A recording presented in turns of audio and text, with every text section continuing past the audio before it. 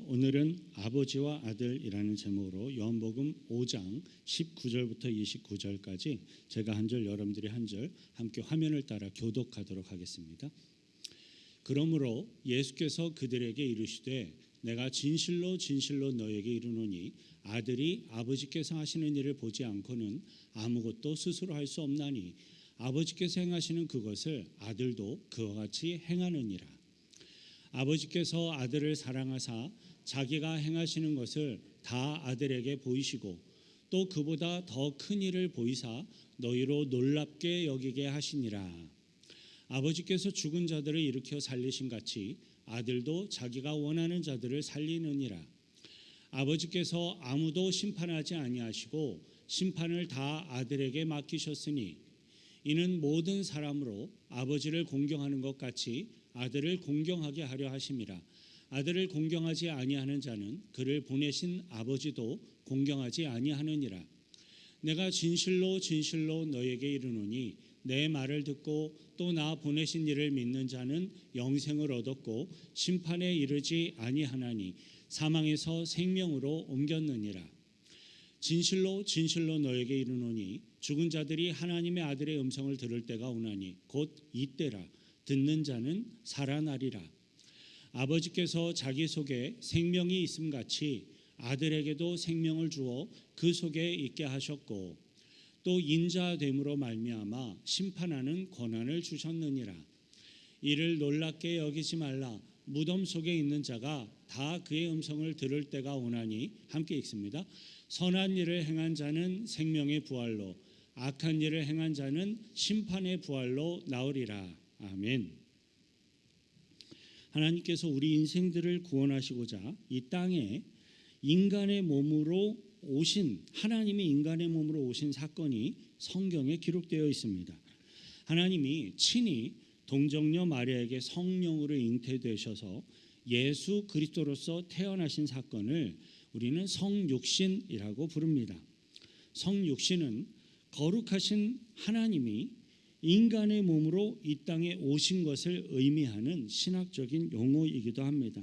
전 세계적으로 해마다 성탄절에 많은 사람들이 기뻐하고 감사하며 사랑을 나누는 이유가 있다면 그 이유는 산타 할아버지 때문이 아닙니다. 바로 우리의 구세주 되시는 예수님이 이 땅에 육신을 입고 하나님이 태어나셨기 때문입니다. 그것을 기뻐하며 감사하며 경배하는 겁니다.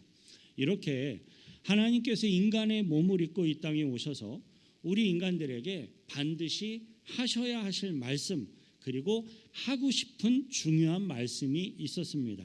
그것은 내가 하나님이다라는 사실을 예수님을 통하여 말하고 알리고 증거하게 하심으로써 구원의 길을 인도해 주시는 것이었습니다. 그래서 예수님이 이 세상에 오셔서 아주 특별한 주제로 반복해서 말씀하신 것이 있었는데 그것이 바로 하나님과 나는 하나이다라는 겁니다. 예수님이 십자가에 못 박혀 돌아가시게 된 결정적인 주요 원인도 예수님이 하신 이 말씀을 근거로 바리새인들과 서기관들이 예수님을 신성 모독으로 치부하였기 때문이었습니다. 오늘 본문 19절 함께 읽습니다. 그러므로 예수께서 그들에게 이르시되 내가 진실로 진실로 너에게 이르노니 아들이 아버지께서 하시는 일을 보지 않고는 아무것도 스스로 할 수 없나니 아버지께서 행하시는 그것을 아들도 그와 같이 행하느니라. 네. 예수님은 자신이 하는 모든 일은 하나님 아버지께서 하시는 일이다라고 말씀을 하시면서 예수님이 독단적으로 혼자서 하는 것이 없다라고 분명하게 설명을 합니다. 예수님은 자신과 하나님 아버지의 관계가 완전히 하나이다라는 것을 강조하며 말씀하십니다. 이 말씀에서 우리들이 함께 묵상할 수 있는 것이 있습니다. 그것은 온전한 아버지와 온전한 아들 사이에는 서로 숨기는 것이 없는 관계이다라는 겁니다. 하나님 아버지와 아들 예수 그리스도의 관계에는 일치와 투명성이 있습니다. 아버지의 생각과 뜻이 아들에게 그대로 전달되어 그대로 행하여지는 관계입니다. 본문 19절은 아들이 아버지의 하시는 일을 보지 않고는 아무것도 스스로 할 수 없나니 아버지께서 행하시는 그것을 아들도 그와 같이 행하느니라 라고 말하고 있습니다. 그런데요, 이 세상을 살아가고 있는 저와 여러분들, 보통의 우리들은 이 하나님의 말씀이 실감적으로 우리들에게 다가오기가 참 어렵습니다. 왜냐하면 우리가 겪고 있는 많은 아버지들과 아들들의 관계가 그렇게 흘러가지 않기 때문이죠. 세상의 많은 아버지와 아들의 관계가 어떤 경우는 별로 좋지 않습니다. 물론 아버지를 존경하고 그 뜻에 맞게 살아가는 그러한 아들들도 분명 많이 있습니다. 그러나 굉장히 많은 경우는요, 아들들이 사춘기를 거치면서 아버지가 하는 것마다 그냥 무조건적으로 반대하는 경우들이 많지요. 그래서 아버지와 아들이 함께 상처를 받기도 합니다. 이것이 바로 우리들이 이 세상을 살아가면서 쉽게 경험하는 부자지간의 관계의 어려움입니다. 왜 이런 게 생겼을까요? 왜냐하면 죄를 지은 우리 인간의 모습에 아버지와 아들의 관계성 속에서 죄악이 영향을 주고 있기 때문입니다. 아버지가 아들을 사랑하죠. 지극히 사랑함에도 불구하고 아들은 그 아버지의 사랑을 받아들이지를 못하고 오히려 반항하고 오히려 거부하며 오히려 아버지의 가슴에 못 박는 그러한 불행한 관계가 되어버리는 경우도 많습니다. 그리고 오늘날의 아들과 아버지의 관계는요, 특별히 경제적인 것이 대부분인 것처럼 보여지는 그러한 부자지간들도 간혹 있습니다. 용돈과 학비와 생활비를 주니까 그나마 부자지간으로 연결되어 있는 것처럼 보이는 거죠. 이런 경우는 아들이 아버지에게 필요로 하는 것은 오직 아버지로부터 받을 수 있는 유산뿐이에요. 심지어 어떤 아들들은요, 아버지가 돌아가시기도 전에, 죽기도 전에 나의 유산을 내놓으십시오라고 이렇게 조르기도 합니다. 근데 성경에 그런 아들이 등장합니다. 성경에 나오는 탕자의 비유로 등장하는 둘째 아들이죠.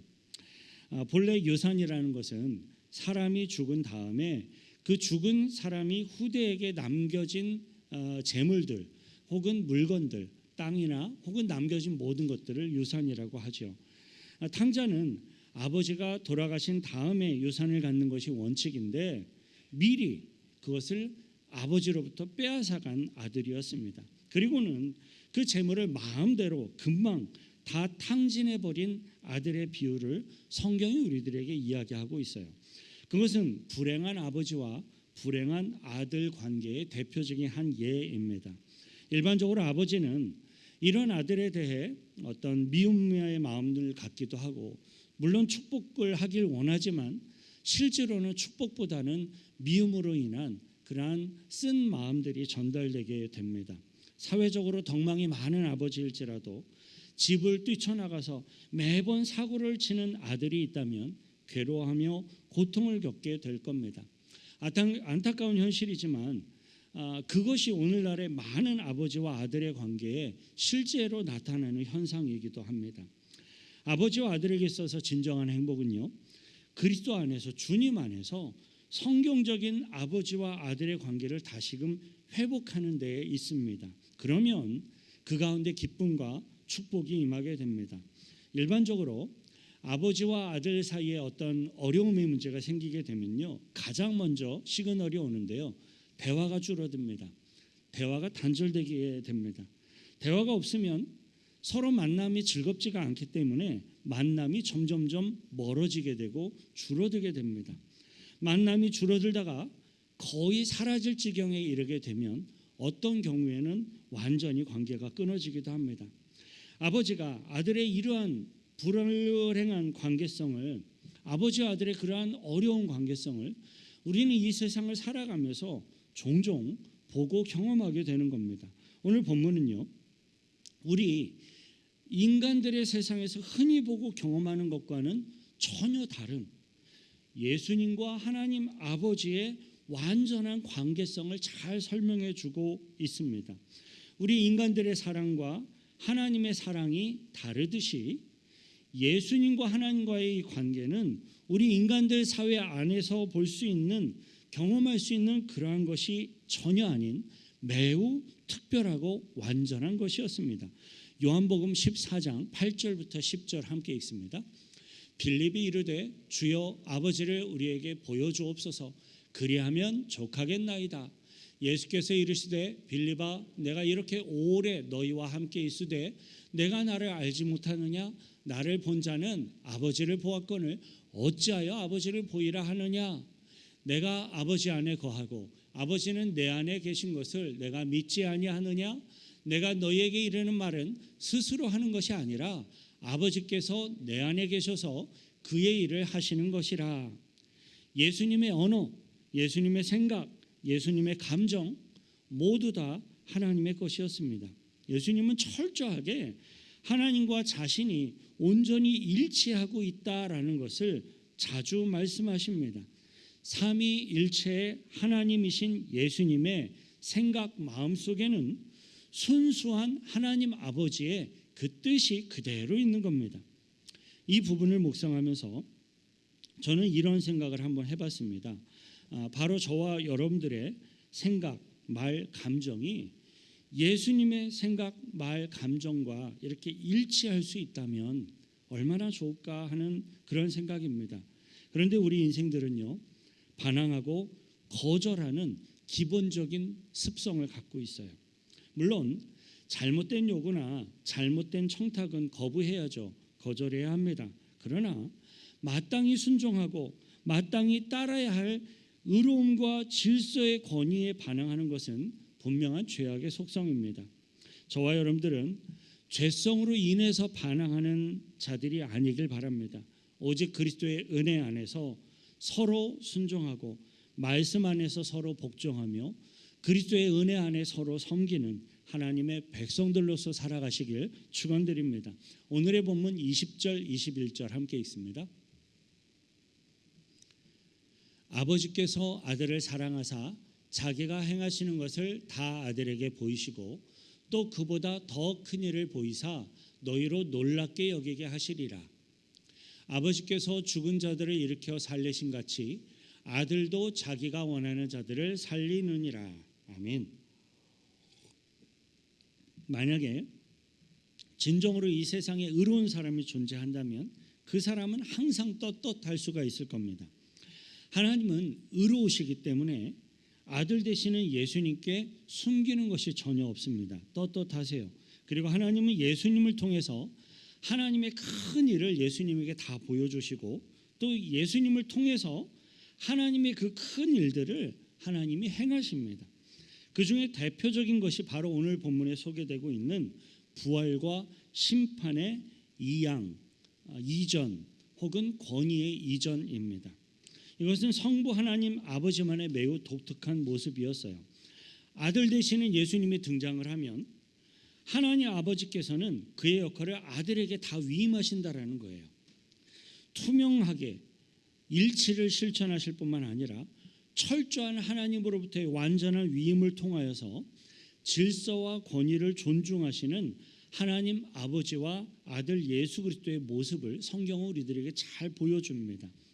그러나 우리들이 살아가는 이 세상은 어떤 일치, 위임, 질서, 권위를 찾아보기가 참 어려운 것이 안타까운 현실입니다. 우리들의 문제는 아들이 등장을 해도 아버지가 계속해서 역할을 하려고 하는 데 문제가 있어요. 그리고 또 어떤 아들은 자기 스스로가 아직 준비가 되지 않았음에도 서둘러서 등장을 하길 원하는 그러한 아들도 있습니다. 그리고 어떤 아버지는 위임을 다한 이후에도 끊임없이 미련을 두고 손을 한쪽을 잡고 있는 거예요. 계속해서 영향력을 행사하려고 하는 아버지도 있습니다. 후계자가 다음 세대에서 다음 세대로 전승되지 않는 많은 이유들이 있다면 다 여기에 해당이 됩니다. 전임자는 후임자에게 맡기고 위임을 했으면 기꺼이 물러나야 되는데 계속해서 영향력을 행사하려고 합니다. 그러면 갈등이 발생합니다. 본질적인 문제는 아버지와 아들 사이에 영적인 권위 질서가 세워지지 않았기 때문이에요. 부활의 능력을 믿는 믿음의 권위를 세우고 그 영적인 권위가 아버지로부터 아들들에게 믿음 가운데 이양되어질 수 있을 때 하나님의 은혜와 기쁨과 그 평강이 우리들에게 주어질 수 있습니다. 본래 하나님은 부활의 생명 그 자체이세요. 하나님은 죽은 자를 살리시고 없는 것을 있는 것 같이 부르시는 창조주 하나님이세요. 로마서 4장 17절 함께 읽습니다. 기록된 바 내가 너를 많은 민족의 조상으로 세웠다 하심과 같으니 그가 믿은 바 하나님은 죽은 자를 살리시며 없는 것을 있는 것으로 부르시는 이시니라. 하나님이 약속하신 대로 아브라함의 나이가 100세가 되었을 때 우리와 똑같은 사람이에요. 근데 100살이 되었을 때 의학적으로 물리적으로 더 이상 임신할 능력이 없었던 아브라함의 아내 사라에게 아이를 잉태하게 하십니다. 그것은 없는 것을 있는 것 같이 부르시는 하나님, 그 하나님의 창조와 부활의 능력 때문에 가능한 것이었습니다. 부활의 능력으로 죽은 자를 살리시고 창조의 능력으로 없는 것을 있는 것 같이 부르시는 하나님이 아브라함의 아내 사라에게 아기를 주신 것입니다. 하나님은 없는 것을 있는 것 같이 부르시고 죽은 자를 살리시며 불가능한 것을 가능하게 하시는 그러한 하나님이세요. 하나님은 능력이고 부활이고 그 부활 안에 완전한 생명이 되시는 분입니다. 아브라함은 자신의 자녀 이삭을 통해서 없는 것을 있는 것 같이 부르시는 하나님의 능력을 경험하게 됩니다. 그것을 만나게 돼요. 그리고 하나님이 아브라함의 믿음을 시험하고자 할 때 아브라함은 믿음으로 순종을 합니다. 아브라함에게는 하나님은 다시 살리실 것이다 라는 믿음이 있었던 것 같아요. 그래서 아브라함은 하나님의 테스트에 시험에 순종으로 믿음으로 승리할 수가 있었습니다. 예수님은 하나님의 말씀에 순종하여서 모든 인류의 죄를 대속하기 위해서 십자가에 못 박혀 죽으셨습니다. 예수님은 부활의 능력으로 죽음을 정복하시고 다시 살아나셨습니다. 그래서 예수 그리스도를 믿는 우리 믿음의 백성들은 하나님의 백성들에게 허락되는 부활과 영원한 생명으로 죽어도 다시 부활하게 되는 이러한 생명의 능력을 우리는 소유하게 돼요. 믿음이 있으면 어떠한 절망도 이겨낼 수 있습니다. 왜? 부활이 있기 때문에. 이렇게 놀라운 부활의 권능이 예수님에게 완전하게 이양되었고 완전하게 실행되었음을 성경은 매우 분명하게 증거합니다. 하나님 아버지와 아들 예수님은 완전한 일치, 연합, 신뢰의 관계이기 때문입니다. 혹시 저와 여러분들의 살아가는 삶 속에 어떤 사람과의 신뢰 관계가 형성되어지지 않고 굉장히 어려움이 있다면 그것은 이유가 있는데요. 어느 한쪽이든 혹은 쌍방간이든 뒤에서 조종하려고 하기 때문입니다. 일을 맡긴 이후에도 원격으로 뒤에서 조정을 하려고 합니다. 또는 대리인을 내세워 조정을 하려고 합니다. 서로가 서로를 조종하려 하고 불필요한 신경전을 벌이는 그런 관계에서는 결코 신뢰를 바탕으로 하는 인격적인 관계가 세워나갈 수가 없습니다. 저와 여러분들은 예수님 안에서 동일한 영, 동일한 목적, 동일한 마음으로 서로를 신뢰하는 하나됨의 그리스도 안에 하나됨의 복을 누리게 되시길 축원드립니다. 하나님은 부활의 능력을 모두 예수님께 이양하셨습니다. 그리고 하나님은 예수님이 그 부활의 능력을 사용하실 수 있는 의지와 선택권도 완전히 예수님께 이양하셨습니다. 21절을 보니까요. 아버지께서 죽은 자들을 일으켜 살리신 같이 아들도 자기의 원하는 자들을 살리느니라 라고 기록하고 있어요. 예수님이 그의 원하시는 자들을 살리실 수도 있고 부활시킬 수 있도록 모든 권세, 모든 결정권이 다 예수님께 위임된 겁니다. 그래서 예수님은 나는 부활이요 나는 생명이다 라고 선언하십니다. 죽은 자를 살리고 귀신을 쫓아내고 병든 자를 고치는 것은 예수님이 하나님으로부터 부활의 능력, 그 모든 권위를 다 위임받았기 때문입니다. 따라서 누구든지 예수 그리스도를 부르고 영접하는 자는 예수님의 자녀들로서 예수님의 부활, 예수님의 기적의 능력을 함께 누릴 수 있게 되는 겁니다. 본문 22절부터 23절 함께 읽겠습니다. 아버지께서 아무도 심판하지 아니하시고 심판을 다 아들에게 맡기셨으니 이는 모든 사람으로 아버지를 공경하는 것 같이 아들을 공경하게 하려 함이라. 아들을 공경하지 아니하는 자는 그를 보내신 아버지도 공경하지 아니하느니라. 하나님은 부활의 권세뿐만 아니라 심판의 권세도 아들 되시는 예수 그리스도에게 모두 맡기셨어요. 구약 성경의 기록을 보면 하나님이 필요할 때 직접 죄악과 불의한 자들의 불순종에 대해 사람들을 심판하고 징계하시는 그러한 예를 보여주십니다. 바벨탑 사건, 노아 홍수 사건, 소돔과 고모라 사건 다 하나님께서 친히 심판하시고 징계하시는 하나의 예를 보여주신 것들입니다. 또 이스라엘 백성들이 불순종할 때마다 하나님이 섭리 가운데 그들에게 징계하심으로써 의로움으로 다시금 돌아오도록 또 회개하도록 그렇게 징계를 하시는데 그 방법이 죽이기도 하셨고 포로로 잡혀가게도 하셨습니다. 그 죄악의 심각성에 따라서 때로는 전염병으로, 때로는 이방인의 칼에, 전쟁에 죽임을 당하게 하며 때로는 온 나라를 뒤집어서 망하게 하기도 하셨습니다. 또 이스라엘을 괴롭히던 애굽, 아수르, 바벨론, 페르시아, 로마 제국까지 하나님의 주권에 의해서 마치 손바닥 뒤집듯이 하나님께서 모든 나라의 흥망성쇠를 다 주관하셨습니다. 하나님이 직접 역사를 하시고 심판하신 거예요. 그런데 예수 그리스도께서 세상에 오심으로써 이제는 하나님께서 직접 하시던 그 심판을 예수님에게 이제 맡기셨다라고 말씀을 하세요. 하나님을 두려워하고 존경하는 것을 그것까지도 아들에게 주신 겁니다. 그러나 예수님은요, 하나님이 구약 성경에 하셨던 것처럼 인류의 역사 가운데 직접 개입하셔서 즉각적으로 심판하지를 않으십니다.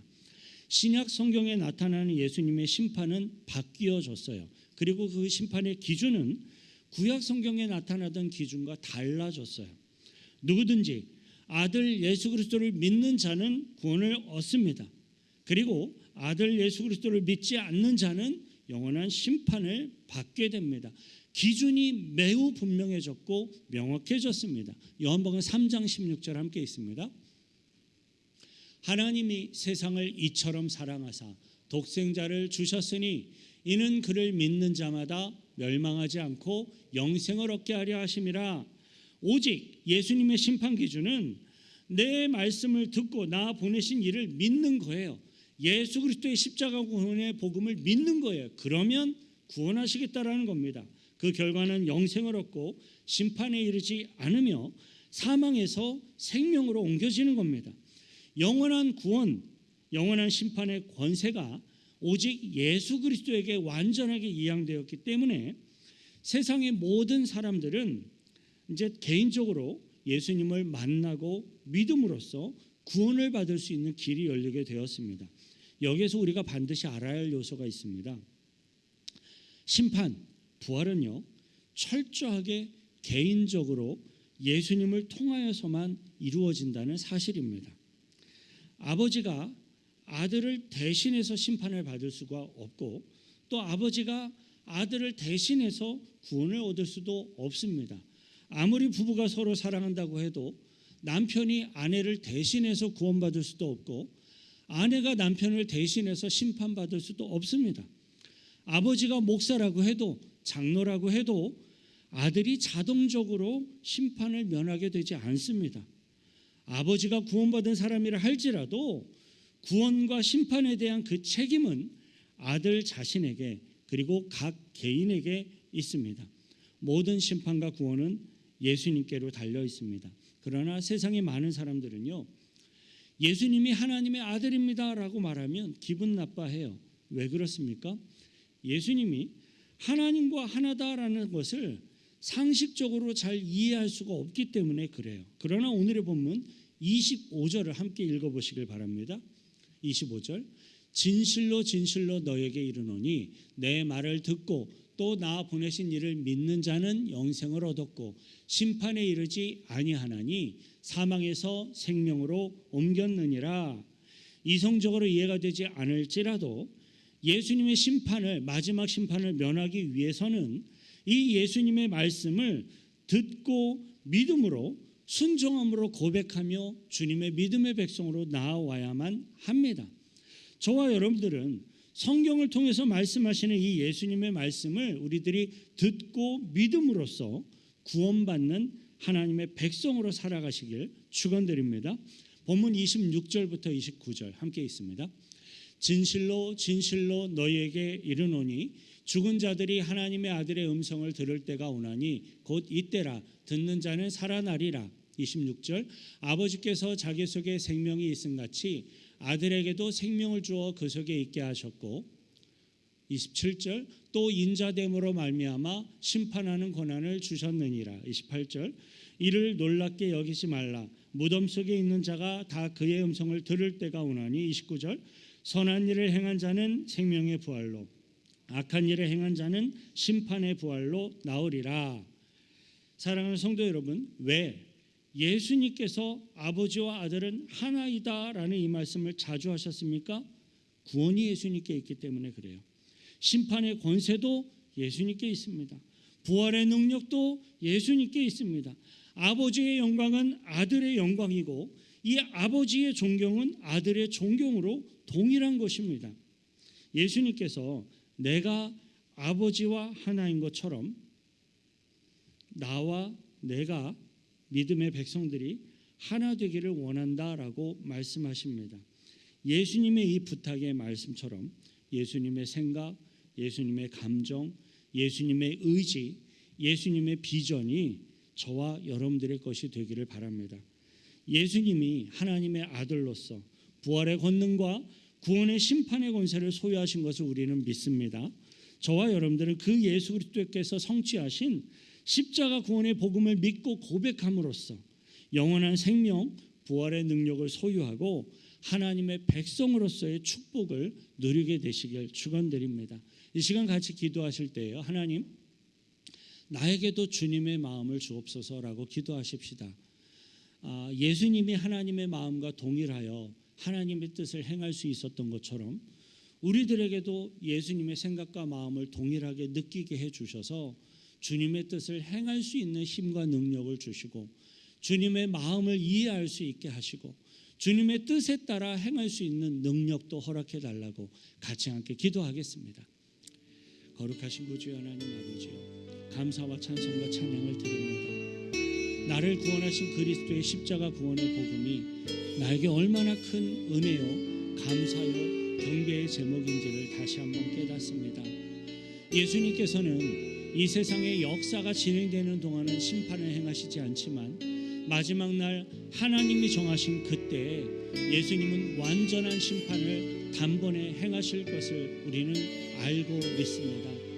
때문에 우리들의 주어진 삶 속에 심판을 두려워할 줄 알고 주님의 구원하심의 은혜를 감사할 줄 아는 믿음의 삶을 살아가기를 간절히 소망하며 간구하오니 주님의 생각과 마음과 뜻을 우리들의 마음에 허락하셔서 우리들이 주님 안에, 주님이 우리 안에 거하며 주님과 동행하는 삶을 살아갈 수 있도록 우리들을 붙들어 주시고 사용하시고 주님 영광 거두어 주옵소서. 하나님 아버지, 하나님의 아들로서 이 땅에 오신, 육신을 입고 오신 예수님을 찬양하며 경배합니다. 하나님 아버지의 창조의 생명력과 부활의 능력과 심판의 권세를 가지신 예수님을 찬양합니다. 그 예수님의 은혜 가운데 순종함으로 믿음으로 나아가 생명과 부활의 백성들로, 구원의 백성들로 설 수 있도록 인도하여 주옵소서. 예수님이 하나님과 하나인 것처럼 저와 여러분들도, 우리들도 예수님의 비전과 마음과 가르침을 본받아 예수님 안에 거하게 하심으로써 영혼 구원을 향한 하나님의 뜻과 계획을 성취해 갈 수 있도록 이끌어 주옵소서. 우리를 구원하신 예수 그리스도의 이름으로 기도하옵나이다. 아멘. 우리들과 동행하시며 이끄시는 주님의 은혜에 감사의 박수를 영광 돌려드리겠습니다. 아멘.